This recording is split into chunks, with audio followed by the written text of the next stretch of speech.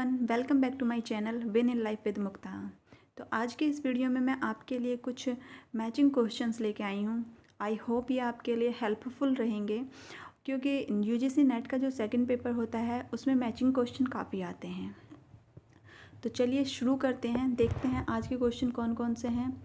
और आप ध्यान से देखिए, क्योंकि जो मैचिंग क्वेश्चंस भी आते हैं वो आजकल काफ़ी उन्होंने हार्ड बना दिए हैं कि एक ही तरह के दे देते हैं और हमें चूज़ करना होता है कौन से का होता है सही, और काफ़ी कंफ्यूजिंग होते हैं। तो चलिए स्टार्ट करते हैं। इसमें दो खंड दिए गए हैं, खंड का और खंड खा, इनकी हमें मैचिंग करनी है। तो जो सबसे पहले आता है गैलेक्टोज रहित भोजन, यानी कि गैलेक्टोज रहित भोजन जो होता है वो कौन सी बीमारी में दिया जाता है, किस में दिया जाता है। गैलेक्टोज रहित भोजन जो दिया जाता है वह दिया जाता है गैलेक्टोसीमिया के अंतर्गत। जब गैलेक्टोसीमिया किसी को होता है तो उसमें गैलेक्टोज रहित भोजन दिया जाता है। सेकंड है निम्न वसायुक्त भोजन, कब दिया जाता है, किस में आवश्यकता होती है निम्न वसायुक्त भोजन की। वैसे तो गुर्दे की बीमारी में भी निम्न वसायुक्त भोजन की आवश्यकता होती है और एस्थेरोस्क्लेरोसिस में भी इसकी आवश्यकता होती है। तो यहाँ पे जो मेन है वो है एस्थेरोस्क्लेरोसिस। अभी मैं बताती हूँ आपको क्यों। जैसे कि इसमें थर्ड जो दिया है निम्न सोडियम, निम्न सोडियम जो सबसे अधिक आवश्यक होता है वह होता है गुर्दे की बीमारी में। तो मेन जो चीज़ यही है यहाँ पर क्वेश्चंस में कि उसमें आपको ऐसी चीज़ें दी गई होंगी, इस तरह से आपको ट्रिक लगानी होगी, थोड़ा सा अपना कॉन्शियस बढ़ाना होगा कि कौन से के लिए बिल्कुल फिट है, और ये देखकर हमें राइट आंसर लगाना होगा। क्योंकि क्वेश्चन जो हो गए हैं आजकल उनका लेवल बहुत बढ़ गया है और डिफ़िकल्ट ज़्यादा हो गए हैं।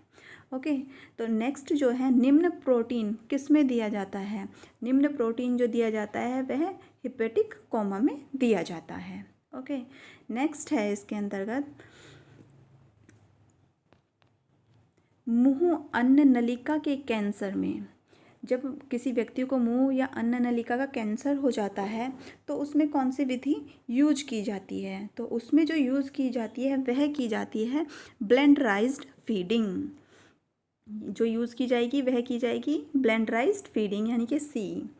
नेक्स्ट है स्पेस डाइट। स्पेस डाइट किसको बोलते हैं, तो स्पेस डाइट किसको बोलते हैं, एलिमेंटल डाइट को हम स्पेस डाइट बोलते हैं। स्पेस डाइट जो होती है इसमें वसा कम दी जाती है, प्रोटीन जो दिया जाता है वो पचा हुआ होता है, और लैक्टोज शर्करा जो होते हैं वो बिल्कुल फ्री होते हैं। यानी कि जो भी इसकी डाइट बनाई जाती है वह लैक्टोज और शर्करा फ्री बनाई जाती है। ओके, नेक्स्ट है प्रोटीन कार्बोहाइड्रेट्स उच्च मॉलिक्यूल हैं। तो ये किसके उच्च मॉलिक्यूल हैं, ये हैं पॉलीमेरिक मिक्सचर के।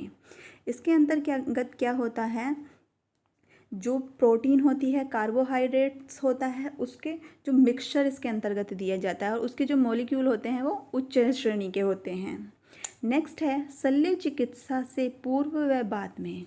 जाहिर सी बात है एक ही बच्चा है तो शल्य चिकित्सा के बाद में और उससे पूर्व जो दी जाती है वह दी जाती है semi synthetic fibre free feeding. Okay, next जो आता है वह है आलसी आंत कब्ज किसे कहते हैं। इसमें हमें मैच करना है कि आलसी आंत कब्ज किसको कहा जाता है। तो आलसी आंत कब्ज जो कहा जाता है वो बोला जाता है एटोनिक कब्ज को। सी इसमें राइट है, एटोनिक कब्ज को आलसी आंत कब्ज भी बोला जाता है। इसके अंतर्गत क्या होता है, जो हमारी आंत होती है एटोनिक कब्ज में वो बहुत ही निर्बल हो जाती है, और जो स्टूल होता है वो बाहर की तरफ उसको नहीं खिसका पाती हैं। तो इसको आलसी आंत इसीलिए बोला जाता है कि इसमें आंतें जो होती हैं जो वो आलसी हो जाती हैं और स्टूल को बाहर की तरफ नहीं खिसकाती हैं।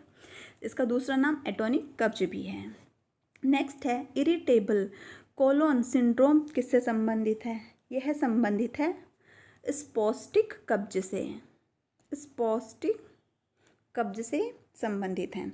इसमें क्या होता है स्पॉस्टिक कब्ज में, इसमें जो आंतें होती हैं वह बहुत ही ज़्यादा गतिशील हो जाती हैं, और जो व्यक्ति होता है उसको बार बार वॉशरूम जाना पड़ता है।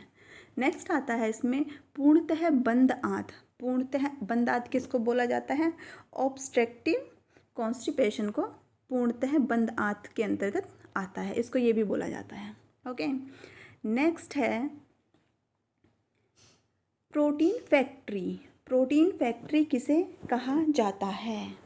तो प्रोटीन फैक्ट्री कहा जाता है राइबोसोम को। इसका सही है डी, राइबोसोम को प्रोटीन फैक्ट्री कहा जाता है। कोशिका विभाजन में सहायक है। कोशिका विभाजन में कौन सहायक होता है? सेंट्रोसोम कोशिका विभाजन में सहायक होता है। इसका ए राइट है। आत्महत्या की थैली बोला जाता है लाइसोसोम को।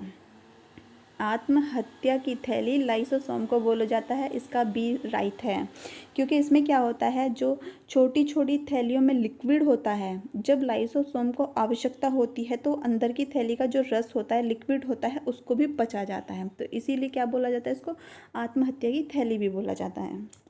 नेक्स्ट है, केंद्रक के अंदर की जाल रचना होती है, किस प्रकार की होती है? तो जाहिर सी बात है, एक ही बचा है, वह है क्रोमेटिन के होती है।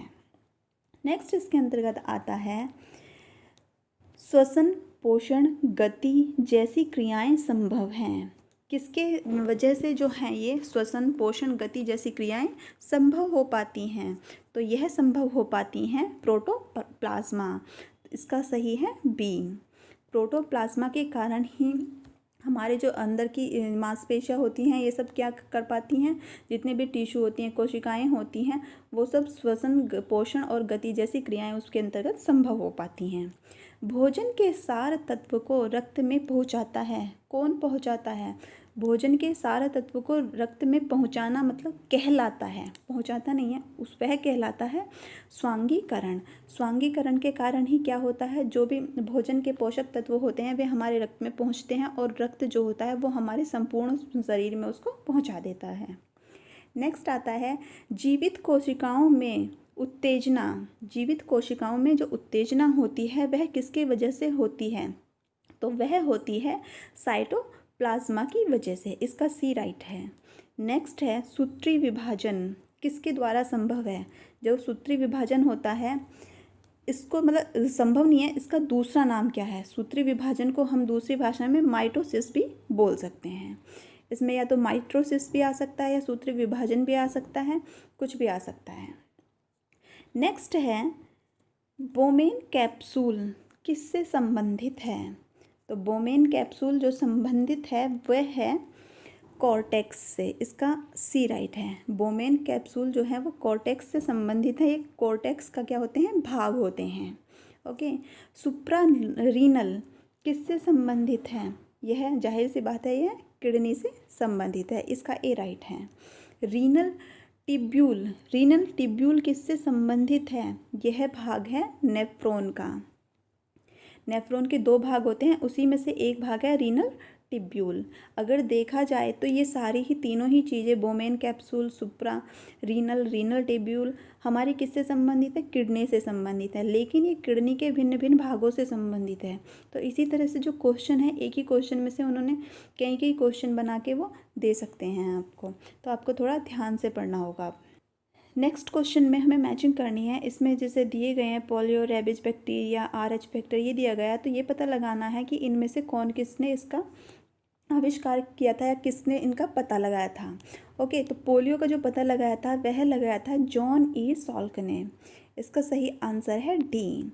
रेबीज का जो पता चला था वह किसके द्वारा किसने पता लगाया था? वह लगाया था लुई पॉस्चर ने। नेक्स्ट है बैक्टीरिया। तो बैक्टीरिया का पता किसने लगाया था? ल्यूवेन हॉक ने। बैक्टीरिया का सही आंसर है B, Leeuwenhoek. RH factor किसके द्वारा दिया गया था? लैंड स्ट्रीनर के द्वारा दिया गया था। ओके, तो इस तरह से ये कुछ मल्टीपल चॉइस क्वेश्चन थे जो एक ही चीज़ में से कई क्वेश्चन बनाए गए हैं, और इसी वजह से अब जो हमारा UGC नेट का सेकंड पेपर है उसमें ये काफ़ी आते भी हैं और काफ़ी डिफ़िकल्ट लेवल के आते हैं। तो आपको जो भी कोई भी टॉपिक पढ़ना है उसे ध्यान से पढ़ना होगा और उसी में से कई मैचिंग भी आप बनाकर तैयारी कर सकते हैं।